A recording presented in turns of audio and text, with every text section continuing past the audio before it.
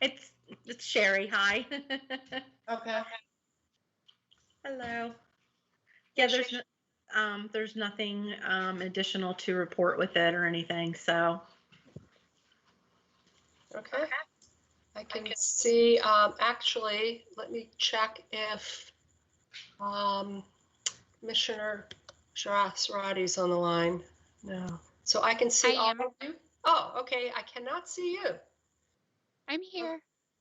All right. I promise. No, I'm sure I see your name. I got the Christmas background. Oh, you're missing out. It's really fancy. There it is. There you are. Yay. Okay. So, and Ron has been pushed off of the main screen, at least in my world. So there are no comments or questions on this, right? No. And Dorothy, you're still on mute. Okay. All right. Yes. Well, thank you. No questions. Thank you. Sherry, I know we're going to come back to you later. Yes. All right. The next item, we do have two continuances. Annexation for Wynn Pennytel as well as Christoph. Thank you. This is Gabrielle with the Planning Department. Yes, the Wynn Pennytel annexation, we are still working through the issues that were discussed at the first hearing for this back in September, I believe, regarding access to the county road of Wynn Pennytel Drive. I don't have any additional information to share at this time, except that's still being discussed. With regards to the Christoph annexation, there were some outstanding questions from our engineering department and our survey department regarding the new property line boundaries and some information that had to be provided. We'll discuss it when we get to our hearing, but one of the kind of big no-nos in the world of annexation is creation of an enclave where the city surrounds completely a piece of county. We wanted to confirm the boundary survey and the annexation boundary plat on this application, just to double check that that is not something we are creating. So hopefully that will be ready to move forward in January. Okay, I am going to take a quick roll call since these are two different annexations, just to see what questions any of the commissioners would have. So Commissioner Burns. Commissioner Burns here. No interest to ask a question or make a comment. Thanks. Okay. Commissioner Manalis. Commissioner Manalis, no question. Gabrielle provided that background information. Okay. Commissioner Sparati. Commissioner Sparati, no questions or comments. Commissioner Strawson. Commissioner Strawson, I don't have any questions at this time. Thank you. And Alderman Russell. No, I'm good. Thank you. Okay, and I am good too. All right, so going on to the agenda, the first, well, we actually have three miscellaneous items, and the first one is our schedule for the 2021-2022 year. Thank you, Gabrielle, once again. This is the Planning Commission submittal schedule. It's also your dates for your public meetings, for our workshops, our pre-Planning Commission meetings, and our hearings. But more importantly for the applicants, it is kind of also the roadmap to development application processing. Last year was the first year we adopted two calendars where we kind of separated out simpler projects from more complicated projects. This year we're kind of naming that. We're calling one a standard track and the other one an extended track, and that does apply to annexations, master plans, combined preliminary plats and site plans, and residential or mixed use plats of more than 10 lots, which is a change from last year. It was, the threshold was set at 5. I feel like we can accommodate the less than 10 on our shorter track schedule. So it's basically the same framework with those kind of minor tweaks. We also did, and I don't know that most people would notice, but on our important information sheet, which is the second page of the calendar, we did revise the language a little bit. I anticipate next year, as we move into some normality, hopefully, we are going to have adopted new procedures for submittal. We're doing everything digitally now. A lot of what you guys don't get to see kind of on the in-house stuff has really changed in some neat ways. So instead of all the millions of paper copies that would be delivered and having to be at our office by a certain period, we now have a nice digital submission process. So we kind of simplified the language a little bit, knowing that we're going to continue to evolve into the next year, and didn't want to kind of write anything too specific at this time. So that is it. Okay, thank you. We'll do a commissioner roll call. Commissioner Burns. I think that's a positive step, going electronic to the extent. It might not have happened without this situation we're in now. There are some good things, but thank you, Gabrielle. Commissioner Manalis. Yeah, I would just add to what Commissioner Burns said. Are you guys, so what would be the process when things go back to normal? I'm just curious. Or whenever we go back to normal. Yeah, whatever. Whatever that normal looks like.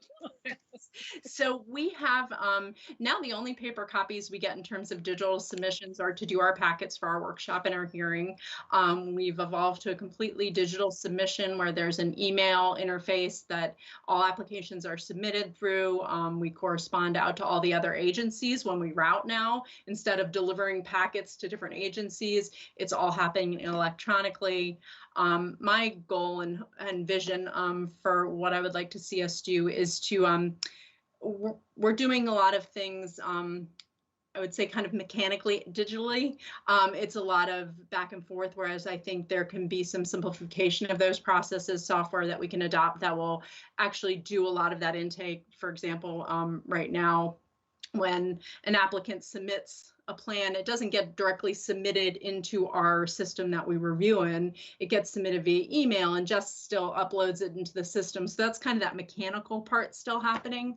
I would hope to see some like a real interface where people are submitting directly into the program that we're using to review. So I hope we just get a little more evolved in terms of the technology. I think we've done amazing in kind of an emergency situation. As Ron noted, this definitely forced our hand to something that we should have been ahead of. But it's awesome it's happening now. So I think we'll keep most of the processes we have. It'll be a little simpler when we can, be in the office together. But I think we've come light years ahead of where we were. So It's great. It's great. Thank you for explaining that. Commissioner Sparati. I just want to echo what everyone's been saying. I'm a huge fan of going digital. I'm in an industry right now that kind of faced the same issue. We weren't really ready to go 100% virtual, and we've all made the push this year. So I appreciate how difficult and challenging that can be. And integration is an amazing thing. So I'm very happy to be more digital, less paper. Commissioner Strawson. Commissioner Strawson, I don't have any questions or comments, but I just wanted to say that from my perspective, this whole sort of merging of the standard track and the extended track has been seamless. We've never really noticed from our perspective, any differences or glitches at all. So that's kind of cool that that's worked out well. Alderman Russell. I echo the first comments about how this is all great that we're going digital. I was going to ask, this was kind of a new thing, if there had been any, we haven't noticed on our side, but if there's been anything on staff side that they've noticed. And then I would just offer a semantic thought that rather than having a standard process and an extended process, how about if we have a standard process for the big one and an abbreviated or a fast track process, just using the semantics that are more positive. Just a thought. Thank you. I know I struggled with the same thing. I was like, oh, how do you not make this sound long and protracted? You don't want people to approach it and go, oh gosh, this is the, you'll never get out of here track. So I was, Jess and I were kind of going back and forth. I was like, can you think of a better word than extended? Because I didn't want it to have any negative connotation, because the reality of it is that calendar follows the reality of the process that was occurring. With those longer projects, we would never have one round of staff review, the resubmittal, and it was ready for workshop. It was always 1 or 2 or 3 rounds, before you guys would even see it at a workshop. It was kind of going back and circulating in that submission, comments, DRC meeting where we meet with the applicants, resubmission, the water and sewer analysis, the traffic impact studies. All of those things take a long time to analyze for those large projects. So there hasn't been any negative feedback that I've received from anyone, because I think the development community has recognized that it really just better establishes the expectation that it was happening anyway like that. But now at least there's a calendar to point to, and it is more predictable, I think. Yeah, I mean, I know when we first introduced it, there was a lot of pushback from the development community, thinking it was, going to push things out further. And so that's why I think that the concept of making them feel like they're getting a regular deal, but they're getting an even better deal if it's a smaller project. Interesting. I only had one question on the calendar, and I'm 99% sure of your answer, but I just thought I would double check. On October 11th, it is Columbus Day. Is that not a city holiday? That is not a city holiday. No, we do not have that one. So that will be a regular working day. I was amazed that we only hit 2 holidays this year. There are some years we hit a bunch of them. So absolutely. Yeah, it was easier to review. I was like, oh, no Labor Day, no Memorial Day. It was kind of flowed through it easy. Yeah. I do want to thank Jess. She puts together this calendar every year, and it is kind of a, it's a lot of counting of the calendar, and logistically kind of makes your hair curly. Okay, well, thank you. Next is hair curly. The presentation of the 2019 annual report, and this is the first time we've seen this, right?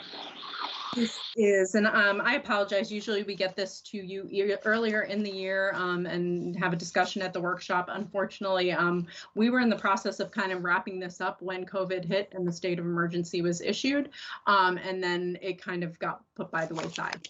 That we were working on all that digital process and all that good stuff, and it was something that we finally just wrapped up the last edits on. For those of you who haven't seen it before, it is basically just our annual assessment of what we did this year. All of the different projects for parts of the department that you all don't normally see, the Historic Preservation Commission, some of our community block grant activity. It is all captured in this report. Arash actually worked on the design this year with his graphic design skills, so I would give major shout out to him for making it look great. And Carrie Ann Eiler also works on compiling the data from all of the different staff in our office to pull this all together. It is something that gets submitted to the state. There is no formal action we need to take on it. It's more just that we have presented it to you. If you have questions, if you see anything in it you'd like some more information on, we'll be happy to discuss that on Monday. And if you can just, I know it gives the date here, give us the span of time that it goes through. So this would have been the whole calendar year of last year. That ended April of 2020? No, it actually will not capture, that information will be from January to April. Oh, calendar year, okay. Yeah, that'll be in next year's, even though we're getting it to you kind of almost, half a year in, it'll be, all of 2020 will be in next year's that we'll get to you. If we see any comments over the weekend, do you want us to send them to you, or do you want to hear it at the hearing? Absolutely. If you see if there's anything substantive that you want to kind of discuss with the group, please, we can have that discussion on Monday. But if you see any typos or, kind of clerical errors, if you want to just shoot that to me in an email, that would be awesome. And we can get those cleaned up before we send it to the state. I should have done a roll call and not just jumped in with questions. I apologize, guys. Commissioner Burns. Well, since you asked, if the division staff, everyone that worked even a week in 2019 is on that list? Should be. Okay, that's all. Okay. Commissioner Manalis. Hi, the only comment I have, and I don't know if you can hear me, I'm sorry, it's pretty loud over here. Oh, I feel like I'm yelling. I was wondering when this is finalized and so forth, this is going to be on the website, correct? We do Okay, have. right. And then I was wondering, in terms of accessibility, will this be, I know that the federal government, like they have a 508 compliance in which all digital things need to be 508 compliant. And I'm just wondering if the city has that same thing for anything that's on their website, whether it's a comprehensive plan or the annual report. Just curious about that. Alderman Russell, you were muted. Did you? I'm sorry, I said it has to be compliant, in what way? 508 compliance in terms of accessibility for visually impaired. I was just curious about that. I don't know whether I know the federal government does that, but I wasn't sure whether it was a requirement for the city website in terms of accessibility. I do not know what steps we take to accommodate different needs. I can follow up with our communications manager. It's interesting you mentioned that. I was looking at something the other day, and it might have been something federal. And I was like, oh, isn't that interesting that that they've recognized the need to make sure all documents are easily accessible, regardless of ability. So I don't know if we have any initiatives working in that direction, or if that's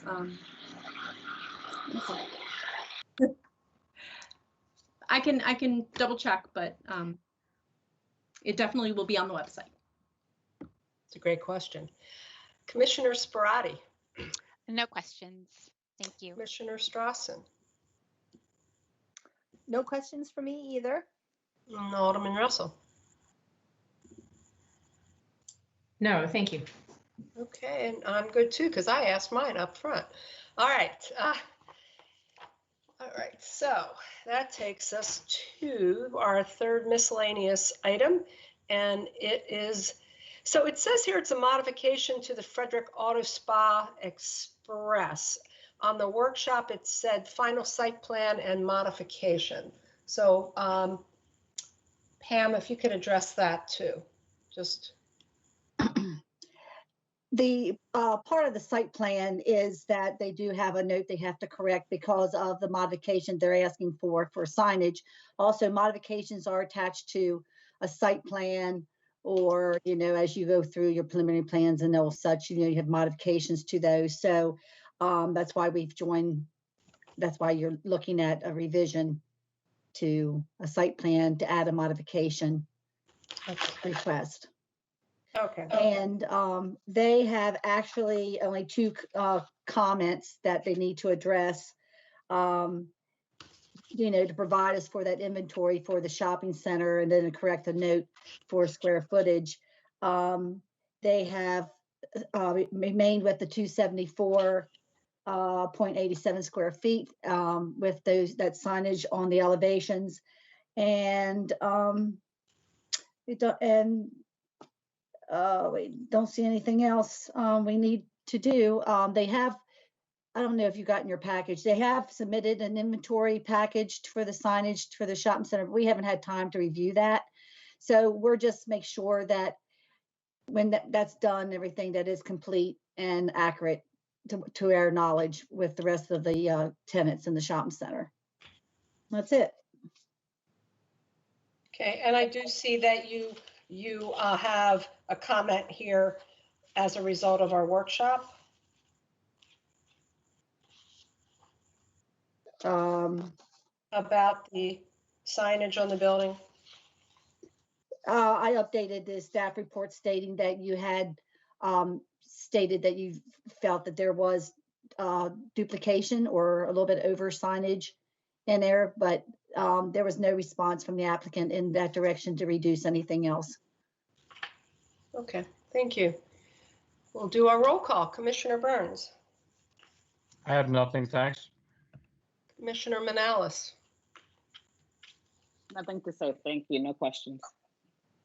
Commissioner Sparati. No questions. Thank you. Commissioner Strassen. Nope, nothing for me either. Thank you. Alderman Russell. I'll just mention that I think I was the one that had at least started the conversation about having car wash on either side seemed a bit redundant, but having gone out there and look at the location of the place and the size of the place, I think having car wash on either side is entirely appropriate. So it does not seem redundant once you look at it in real life. So I would withdraw that, and I'm fine. I did not go out and look at the site when I was making the specific comment on that. It was more about looking at their logo, and their logo has Auto Spa Express Car Wash under it. And then there's the big sign that says car wash beside it. So that was sort of more where I was coming from. Why do we need two car washes? Two different signs on the same side of the building that says car wash. I'm disappointed that the applicant did not respond back to our comment though. I also think that you had mentioned the car wash sign there as the entrance into the place where the cars go through the, whatever it is, the gateway or whatever. That of course is on a different elevation, also facing Chick-fil-A. So they didn't address that either. So. And the dog agrees. Okay, all right, thank you. Doesn't sound like there's any further questions on that. Old business, this is our second hearing for the Springbank Master Plan. Yes, the Springbank, there was, hold on here.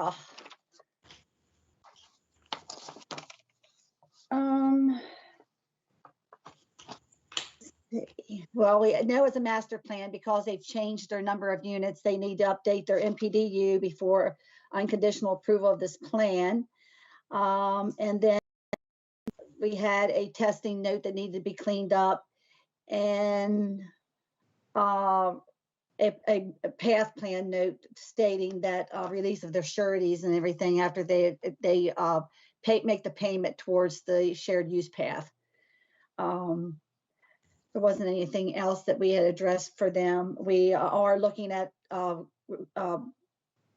recommending approval for their reduction in non-residential to 8.3%, and that going to the historic structure. Okay. We'll do a roll call. Commissioner Burns. Pam, thank you for elaborating more on the trail. We had some concerns about that, and you gave a better description. Although in being thorough, a question I'm going to ask probably Cherian on Monday, or staff if he's not here.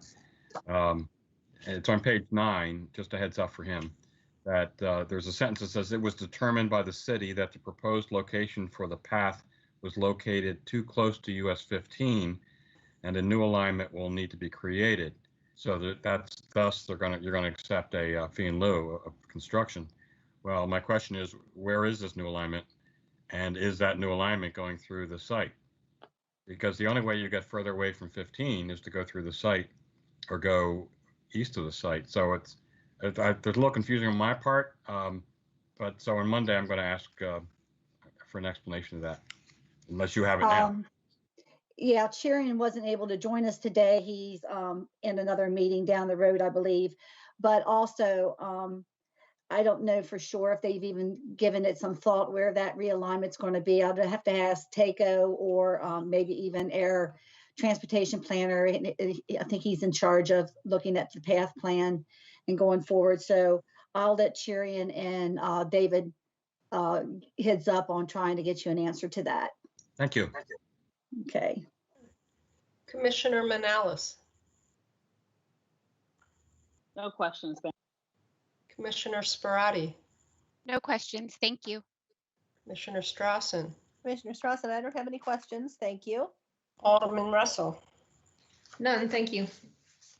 And I don't have any questions, but I do appreciate that there has been a response to the conversation we had at the workshop about the access from Warman's Mill Road to the historic house.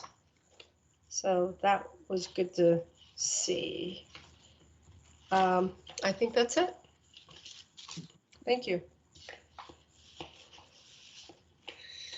All right, new business. We have 4 items. The first one is the City of Frederick Stormwater Pump Station 3. And I have a general question when you introduce this. It's the first of 2 required hearings, but this is a final site plan. I just want to understand that. Hey, good afternoon, Madam Chair. This is Charles here. broadcasting from outside. It's too nice. I had to. Hopefully the audio is all right. Not too much background noise. Commissioner Manalis was making me laugh a minute ago, so hopefully I don't have anything come on my screen here. It's the first of 2 public hearings, and I believe it's my understanding that that is regarding the nature as a public works project. Gabrielle could probably correct me if I'm wrong. I believe it's due to the nature as public work, or that would be the architectural and urban design compliance. On that note, I have not gotten any concerns, which is great at this point. But Gabrielle just confirmed that's the public works. In the It's code? actually the latter of the two, Charles. You're spot on with it. It's the Carroll Creek overlays with the architectural and urban design compliance standards, and specifically with the modifications to those. So under the Carroll Creek overlay provisions, it allows the applicant to request approval concurrently with the site plan for those certificates. The urban design compliance certificate has to be granted before we can unconditionally approve the site plan, and the architectural compliance certificate has to be granted before they apply for a building permit. So we're smushing this all into one process since the design is established at this time. And that's why it's requiring those 2 meetings, that you consider those certificates and any modifications to the standards thereof, along with the site plan at 2 meetings. So this is just the first, like we would do with a rezoning, opportunity for that staff to present, the applicant to present questions, and then at the second meeting, we'll have a lot of motions. So whoever's going to be making motions in January, you'll have a big glass of water with you. We'll be doing the modifications and then taking a vote on each of the certificates, and then finally on the site plan. Thank you for explaining that. All right. Anything else, Charles, before we take a roll call of the commissioners? Sure. So the applicant has provided elevations in color to kind of depict how this will be seen. Nice brick facade. Plenty of modifications requested. We got one new one for the addition of a roll-up door on the north elevation. DPW has stated they would like to bring some, gators, mules, 4-wheel, vehicles just for maintenance, make that easier. Applicant has provided the letter, so that's really the biggest item that's being added to those 2 documents. Real quick, I guess, just to, I know I might have mentioned at the meeting, this was kind of piggybacking off of the previous approval in 2009. The architectural urban design compliance is what's being proposed is relatively the same, except for the addition of a horizontal row of corbelling brick. Kind of breaks the building up horizontally a little bit, and I believe off the top of my head, corrugated metal on the paneling for some awnings. That's one of the requests, but besides that, it's really drawing from the same plans that were seen before. Planning comments, we just have a slight hiccup with what's depicted for the front setbacks, so we'll have that resolved hopefully pretty easily. And then there's one other, just escaping my mind right now, but yeah, DPW has been very quiet on the project, so I hope that's a good thing. No concerns, but no citizen input this time. I think it's hopefully goes smoothly, and if there's any questions on the urban design architectural, I'll do the best I can. It's very intricate, but yeah, the applicants hopefully back me up on that one for that stuff. So okay, well, thank you. We'll do our roll call. Commissioner Burns. Thanks to the applicant for providing the colored renderings. I think it'll fit nicely into the neighborhood in which that is located. But I'd be interested to hear the opinion of one other commissioner on that subject. Okay, so Commissioner Manalis. Commissioner Manalis, no questions or comments. Thank you. Commissioner Sparati. Commissioner Sparty, no questions or comments. Commissioner Strassen. Commissioner Strassen, nothing at this time. Thank you. Alderman Russell. Yes, thank you. I think the design looks really good. Just a couple of questions. You said corrugated metal for the awnings. Did you mean standing seam? Because that's kind of different, and I would hope that it's more of a standing seam type of a thing than a corrugated metal. And then the other question is, and we cannot do this now because we're meeting virtually, but in past projects, when we've had questions about materials, we've actually had tangible products to look at and touch and feel to see what it looked like. So I'm just curious if we could just get maybe some photographs of what the brick looks like and the block or whatever the materials are, just so we can get a really, because these renderings are great, but they're, like I could color it in with a felt pen. So sometimes it helps to see the actual materials in this kind of an overlay. I think it might be important. Absolutely. Thank you, Alderman Russ. I will reach out to the applicant, see what I can get my hands on. And you are absolutely correct. Standing seam, and that will be on the side of the awning on that north side facing the creek. So it will be seen. So thank you. Thanks. Well, I don't have any questions. I did actually get a chance to walk down and look at the area and with the colored rendering, and I do think it'll fit right in and look great there. Did you look at that from Smoketown, Idiom, or Attaboy? Attaboy. Well, it's kind of the same. Attaboy, Smoketown, and then Idiom's the other side. Yeah, right. Good question, though. And I wasn't personally visiting. Checking it out this weekend and checking out all the breweries and the food trucks while I'm there as well. So. Okay, Charles, I think that's it, and thank you. Okay. Thanks for bringing the outside in. I hope to get out there after this meeting, actually. Our next new business item is the Sycamore Ridge. So it's back to Sherry, and it's the final site plan. Hello again. Nothing new to report with this one either. It's good to go as well. So. All right, we'll do the roll call. Commissioner Burns. I'm good, thank you. Commissioner Manalis. No questions or comments. Commissioner Sparati. No questions or comments. Commissioner Strawson. Mr. Strawson, I don't have any questions. And Alderman Russell. Alderman Russell, nothing. And I'm good too. So thank you. Thank you. Have a good weekend. You too, Sherry. Okay, so we have two more new business items. Next one is the Bluegrass Self-Storage Facility.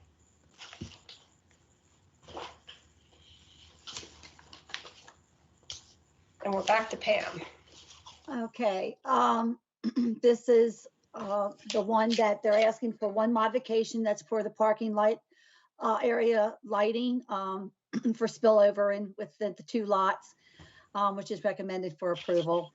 Much of the comments for them to conditions to for them to address are technical in nature, except for of interest is comments 7, 8, and 9. We're looking for them to correct their plan to include curb and gutter along South Street, and recognizing that the rest of the street improvements there for Lot 3 especially will be done at a site plan stage when that comes in. Also, curb and gutter for the right in off that South Street improvements. And they also want the curb and gutter at Lot 3 to go all the way to Monocacy Boulevard intersection. And then also the last one is to recognize that the 15-foot right-of-way dedication along Monocacy Boulevard may not be the ultimate dedication when it gets to the site plan stage. And so we've asked for notes to and cleanup of the plan to include all these things. And that is it. Okay. And I do see that they, on page 4, there's a comment there relative to the conversation from the last workshop. Page 4. In the middle. In regard to what? It says at the Planning Commission workshop, the commission stated that this corner is a gateway entrance and asked about the business design. I don't know why my page 4 doesn't. Let's see. Oh, yes. Yes. So they basically said that they're going to keep it the way it is. All right. Yes. they're saying that, as they stated before, that their building design is much more like a office structure, and feel that that is adequate for the corner. And I guess they're looking at also something coming in at lot 3.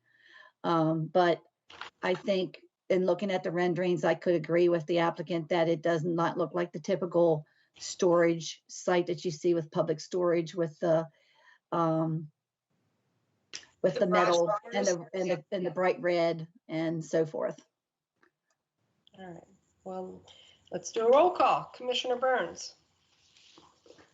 Well, as far as the gateway is concerned, I think if they can keep the grass as green as they did in Ashburn, Virginia, that'll be an incredible improvement for that site. And Pam, as you say, lot 3, hopefully we can have something a little more presentable as the gateway.